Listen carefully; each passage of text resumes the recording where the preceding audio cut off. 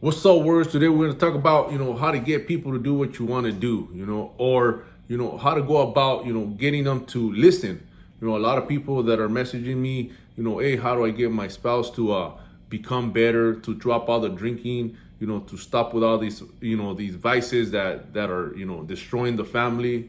Most of the time though, when it comes to that, when that person is so stubborn and he's just very difficult to deal with, you got to leave it alone. You could only do so much. A person's not going to change, unless they want to. And sometimes, sad to say that they have to hit rock bottom so they could, see for themselves and actually, actually they got to be sick of themselves, for them to change. Something tragic has to happen, event, unfortunately, not everybody that wants to be better or that wants to strive to be better has to hit rock bottom. People could move up the ladder by somebody else's motivation, by seeing somebody else succeed in life.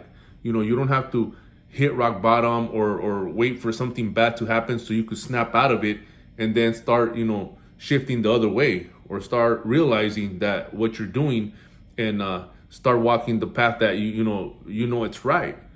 A lot of times, people don't have to hit rock bottom, but sometimes you gotta let it be. You can't be torturing yourself to get somebody to change if they're not ready for that.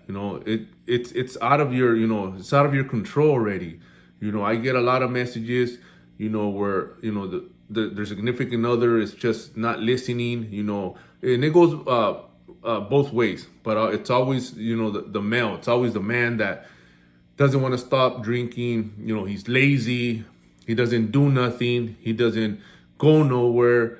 It's just it's very difficult to deal with.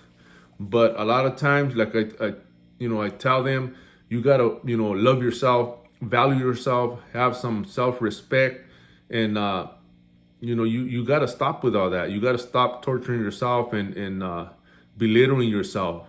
So you gotta actually realize what you're doing to yourself, because sometimes when you give that person more attention, or when you try to give that person everything that you think that might make them change, by being there for them. I seen it throughout my years, of like just females catering to their husbands, get, even though they were being treated like shit, doing as much as they can, thinking that that's what was going to change them. No, a lot of times you're just adding more fuel to the fire. They get more all pumped up, all high and mighty. Sometimes you gotta check them. And it works. It works both ways. And like I said, I seen it throughout these years that a lot of times that's why they never change. A person doesn't change when you don't give them that rude awakening that they need. So you just gotta be honest with yourself and see where you're at, where you're stacking. A lot of times that person doesn't want to have no conflict, or wants to give that person their way, or always wants to side with that person, knowing that they're wrong, knowing that they're destroying themselves, knowing that they're not listening, and especially that example that they're giving to their kids, because they're watching. So, a dad never wants, their kids to be like them, but then yet they're doing shit that it's actually going to lead them that way. Kids always fail to listen to their parents, but they never fail to emulate them. So I don't know where they get that from, that they don't understand that they're always going to, vibe with what you're doing instead of what you're telling them. This do as I say, don't do as I say bullshit is played out. That shit's just out the window. That shit, been said for the very longest time, that shit's burned out. That shit doesn't work. It's never worked. When have you seen a kid go the other route? Very rare that child, and I was one of them, that it's gonna go the opposite way of what their father did. Whether was abandon their kids, abandon their marriage, or kept drinking and created that bad habit that he got instilled from his dad. And and it's just the chain continues, the cycle continues. Nobody ever breaks that cycle, so it's just generation to generation to generation. Somebody has to break that cycle, so that's very rare though. But now we got to wake up and realize what we're really doing.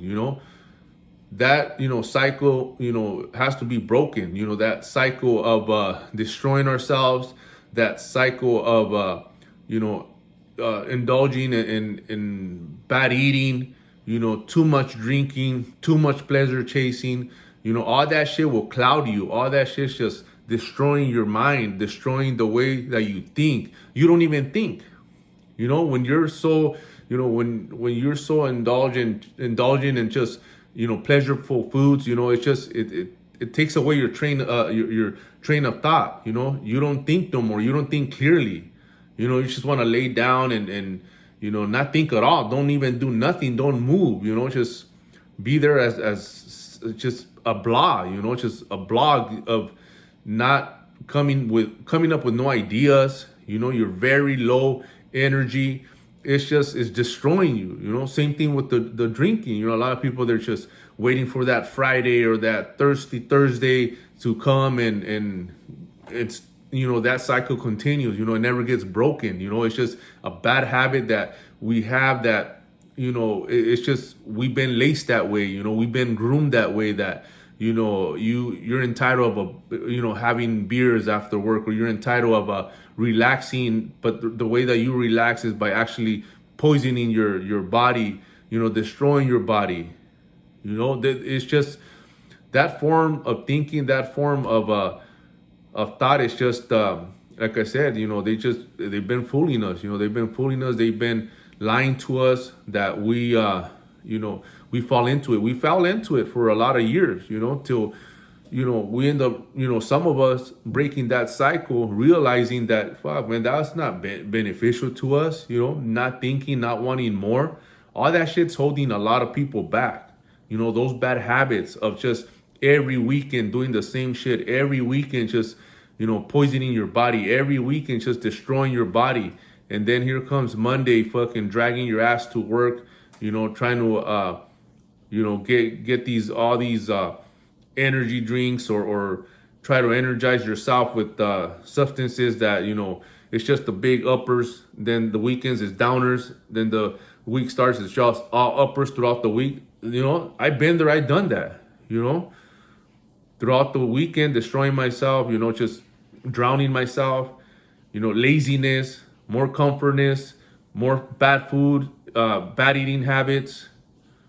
It's destroying me. And then here comes Monday, fuck, back to work again, as usual. Like the jam says, as usual, back to work on Monday. Everybody, fuck, making big old cups of coffee, stopping for their energy drinks. I seen it all, construction workers, electricians, everybody, trying to get their body right.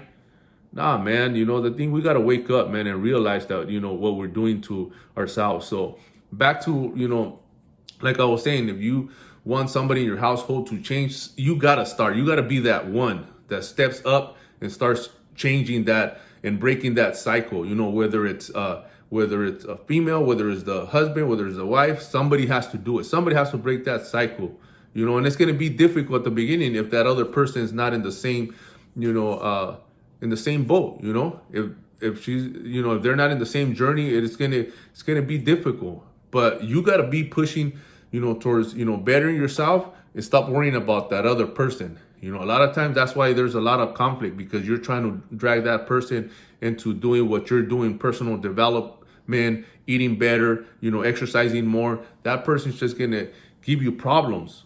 It's going to give you headaches. They got to be ready to change when it's time, when there's their time. Obviously, hopefully, like I said, they realize before something tragic happen or any serious health issues come about, but other than that, a lot of people are torturing themselves by trying to get their significant others to change and to do that shift, because it's tough. You got to live with that person. You marry that person, you love that person, but sometimes it's got, they're the ones that are going to have to do the changes on their own. Other than that, you guys stay on it. Let's run it.